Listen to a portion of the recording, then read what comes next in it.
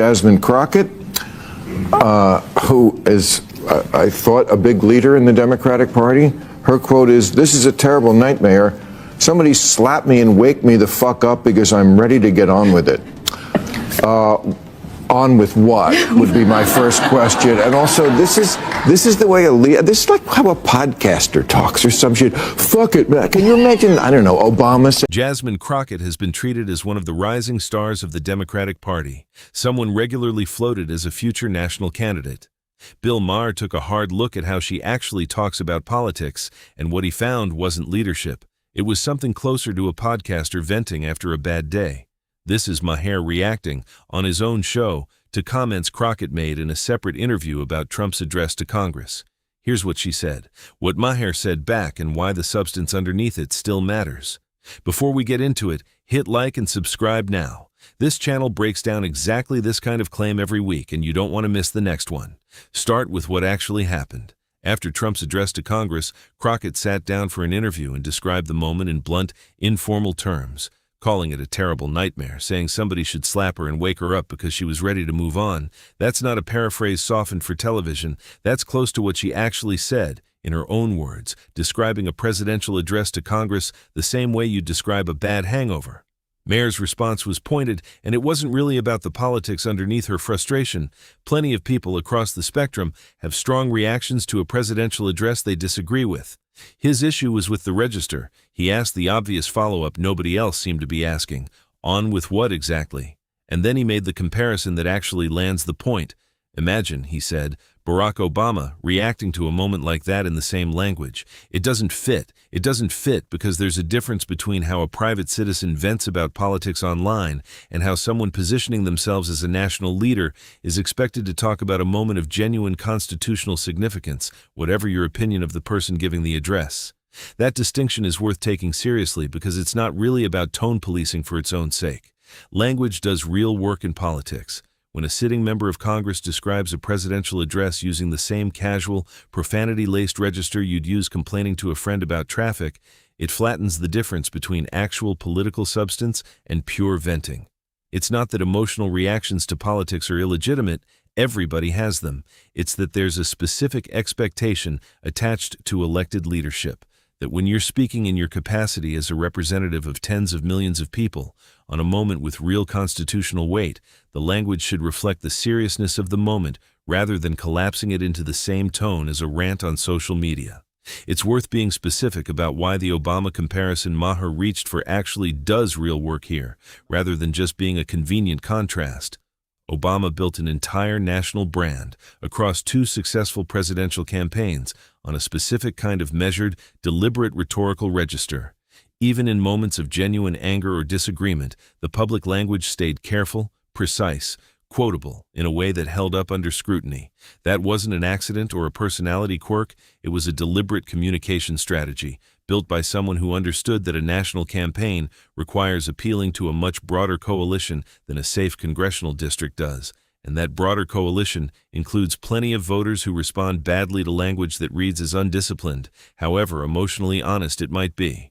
Crockett, representing a safely Democratic Texas district, can afford a very different register than a candidate trying to build a genuinely national coalition would be able to. Crockett has built a real following on exactly the opposite instinct. Sharp, unfiltered, viral moments that play well on social media and generate exactly the kind of attention that's made her a rising figure in the party. That's a real skill, and it's clearly working for her in terms of visibility. But visibility and gravitas aren't the same thing, and Maher's critique was essentially that a party looking for its next generation of serious national leaders should be able to tell the difference between someone who's good at generating viral clips and someone who's actually ready to be taken seriously on the biggest stages in American politics. It's worth giving Crockett's side its full due here too, because there's a real argument for her approach. Plenty of her supporters would say the moment called for exactly that kind of unfiltered reaction, that a more polished, careful response would have felt dishonest given how genuinely alarming they found the substance of what Trump said and did. There's also a generational argument buried in here. Younger voters, especially online, have shown again and again that they respond more to authenticity and rawness than to the kind of careful, focus-grouped language older generations of politicians have relied on. By that standard, Crockett wasn't failing at leadership. She was succeeding at a different, more modern definition of it, one built for an attention economy that rewards exactly the kind of clip that made this moment go viral in the first place. That generational argument deserves more than a passing acknowledgement because it's genuinely reshaping how political careers get built right now. Crockett's viral moments, this one included, have generated more national attention and small-dollar fundraising than most members of Congress ever achieve through traditional legislative work. That's not a fluke. It reflects a real shift in how political relevance gets established in an environment where a 30-second clip can reach more people in a day than a career's worth of floor speeches. Dismissing that strategy outright ignores the fact that it's demonstrably working, at least by the metrics that determine a rising politician's national profile and fundraising base in the current media environment. That's a real tension, and it's worth naming directly rather than pretending Maher's read is the only reasonable one. The question underneath this whole exchange isn't really about Crockett specifically, it's about which model of political communication actually works at scale. The unfiltered, viral, podcaster-style approach clearly builds an audience and generates attention fast. The more traditional, measured approach Maher was implicitly holding up as the standard, the Obama comparison, builds something different, an image of gravitas and stability that plays well with a broader, less terminally online electorate that doesn't necessarily reward the same kind of raw authenticity a younger, more online base responds to. Whether Crockett's specific approach is a winning long-term strategy or a ceiling she'll eventually hit is genuinely an open question, and it's one the party is going to have to answer with actual electoral results rather than viral engagement numbers. A moment that plays incredibly well as a 30-second clip doesn't necessarily translate into the kind of sustained, cross-demographic credibility a national campaign actually requires. That's the deeper version of Maher's critique once you get past the specific line about podcasters. Not that Crockett's instincts are wrong for generating attention right now, but that attention and readiness for higher office aren't the same currency, and conflating them is exactly the kind of mistake that's tripped up plenty of rising political stars once they left the safety of a friendly, viral-friendly media environment and had to perform on a bigger, less forgiving stage. There's a useful historical pattern worth laying out here, because this exact tension, viral attention versus national viability, has played out before on both sides of the aisle, with mixed results depending on how the individual politician handled the transition. Some figures who built early careers on unfiltered viral moments successfully evolved their public register as their ambitions grew, learning to modulate tone for a broader audience while keeping the underlying substance intact. Others never made that transition, and their national ambitions stalled out precisely because the qualities that made them stars in a safe district or a niche media environment became liabilities the moment a broader, more skeptical electorate got its first real look at them. Which category Crockett falls into is genuinely unknown at this point. She's still relatively early in her national profile, and the answer will depend heavily on choices she hasn't made yet. It's also worth noting that this isn't a uniquely progressive problem, even though this particular example involves a Democrat. The same tension shows up just as clearly on the right, where politicians who built massive followings through combative, unfiltered social media presence have had wildly different levels of success, translating that into broader electoral viability once they stepped onto bigger stages. The pattern isn't about ideology. It's about the gap between the register that wins attention in a fragmented, algorithm-driven media environment and the register that wins trust from a broad, skeptical, cross-partisan electorate that isn't already primed to see the raw, unfiltered version as a feature rather than a red flag. That's really the honest way to frame what Maher was getting at, stripped of the specific personalities involved. His critique wasn't really an attack on Crockett's character or her right to feel genuinely alarmed by a moment in American politics. It was a specific, testable claim about political communication, that there's a real difference between the skill set that builds a viral following and the skill set that builds durable, cross-demographic political trust, and that a party looking for its next generation of serious national leaders needs to be honest with itself about which skill set it's actually rewarding right now, rather than assuming the two are automatically the same thing just because they're currently generating the most online attention. There's also a broader accountability question worth raising here, separate from whether Crockett's specific comment was wise or not. Political commentary channels, including this one, have a real responsibility to distinguish between what someone actually said and what an AI-generated video claims they said, especially in an environment where synthetic content designed to look like a real confrontation has clearly circulated widely enough to warrant multiple separate fact checks. The real version of this story, Maher's genuine on-record criticism of a genuine on-record comment, doesn't need an invented confrontation to make its point. If anything, the fabricated version actually undermines the legitimate critique, because once an audience learns the tense exchange was manufactured, it becomes easier to dismiss the entire underlying disagreement as manufactured too.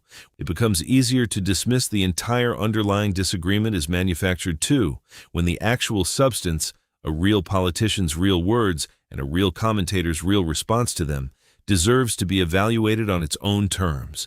It's worth watching this with that context in mind, rather than treating it as some fresh live confrontation.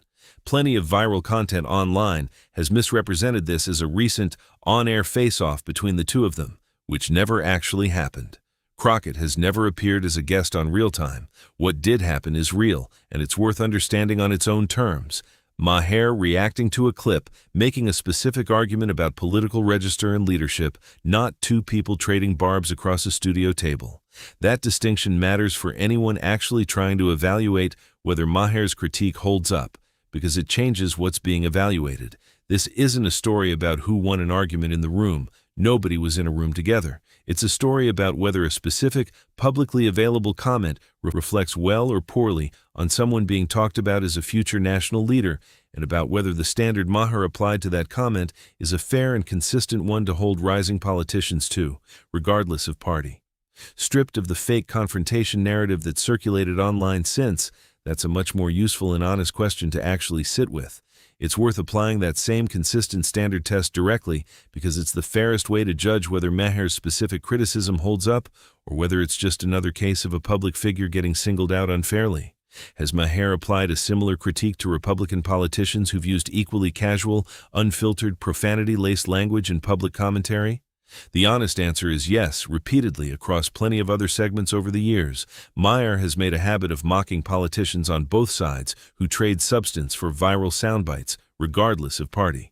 That consistency matters, because a critique that only ever gets aimed at one side isn't really a principle, it's a partisan attack wearing the language of a principle. Whether you agree with where Maher draws the line on any individual case, the line itself doesn't appear to move depending on which party the offender belongs to, which is about as much consistency as anyone can reasonably expect from a single commentator covering a genuinely two-sided problem. It's also worth thinking about what this specific episode says about the broader information ecosystem it happened inside of, beyond just the Crockett-Maher exchange itself. A real minor cable television moment, Maher criticizing one clip from one interview, spawned an entire secondary industry of fabricated confrontation videos, viewed by what were likely millions of people who had no way of easily verifying whether what they were watching was real. That's arguably the more important story buried underneath this whole episode. It's not really about Crockett or Maher individually. It's about how easily a real, modest disagreement between two public figures can get inflated through AI-generated content optimized purely for engagement into an entirely fictional confrontation that then shapes how millions of people understand a relationship between two people who, as far as the public record shows, have never actually met. That pattern is worth watching for going forward, because it's not going away, and it's not confined to this one example.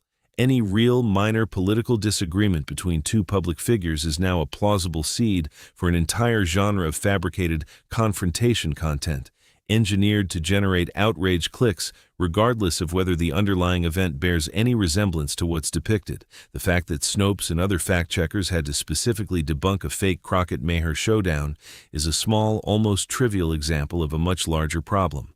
One where the actual substance of political disagreements gets buried under an avalanche of synthetic content that's more entertaining, more shareable, and completely detached from anything that actually happened. Viewers who want to actually understand a political disagreement rather than just consume the most dramatic possible version of it increasingly have to do the work of checking whether what they're watching is even real in the first place before they can even get to the harder question of whether the underlying argument makes sense.